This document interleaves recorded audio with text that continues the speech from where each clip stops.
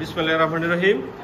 মুক্তাল হোসেন উচ্চ বিদ্যালয়ের অষ্টম শ্রেণীর এ শাখার ছেলেরা আজকে যে কাজটা ব্যবহারিকভাবে দেখাবে সেটা হচ্ছে রাসায়নিক শক্তি থেকে বৈদ্যুতিক এবং তাপ শক্তিতে রূপান্তর করা যায়।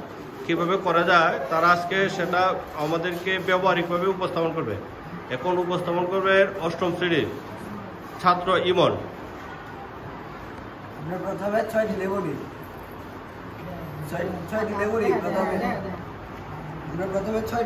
লেবুর দুইটি প্রান্ত, এই যে এক প্রান্তে আমরা জিঙ্ক দণ্ড এবং অন্য প্রান্তে একটি হচ্ছে পজিটিভ এবং অন্যটি হচ্ছে নেগেটিভ দণ্ড। একটি নেগেটিভ দণ্ডের সঙ্গে অন্য একটি পজিটিভ দণ্ড এবং প্রথম যে লেবুটি নিয়েছি, প্রথম লেবুর পজিটিভ দণ্ডের সাথে চতুর্থ লেবুর নেগেটিভ দণ্ড একসাথে করে আমরা তড়িৎ প্রবাহ উৎপন্ন করেছি। এবং আমরা জানি যে তড়িৎ প্রবাহ থেকেই তাপ শক্তি এবং বিদ্যুৎ শক্তিতে রূপান্তরিত হয়। এবং আমরা আরও জানি যে লেবুর মধ্যে অনেক সাইট্রিক অ্যাসিড রয়েছে এবং এই সাইট্রিক অ্যাসিড বিদ্যুৎ উৎপন্নে সহায়তা করে।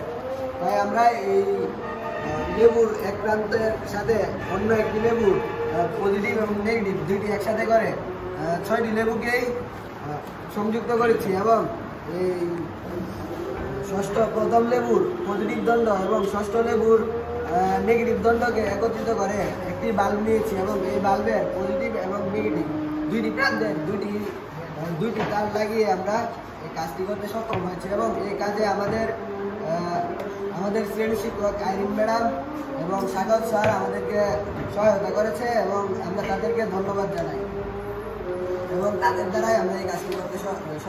আজকের যে কাজটা ব্যবহারিক কাজের মধ্যে ছাত্রীদেরকে বিশেষভাবে সহযোগিতা এবং উৎসাহ দিয়েছেন।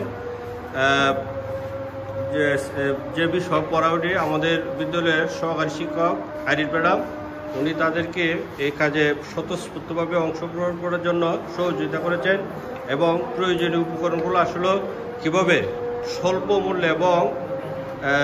স্বল্প মূল্যে পাওয়া যায় এটার জন্য উনি সহযোগিতা করেছেন এবং উৎসাহ দান করেছেন। আমরা আশা করি আগামীতে অন্য ক্লাসরুম ম্যাডাম এভাবে ছাত্রীদেরকে সহযোগিতার উৎসাহ দান করবেন যাতে ব্যবহারিক ক্লাসের প্রতি ছাত্রছাত্রীরা আরও মনোযোগী হয়। ধন্যবাদ সবাইকে।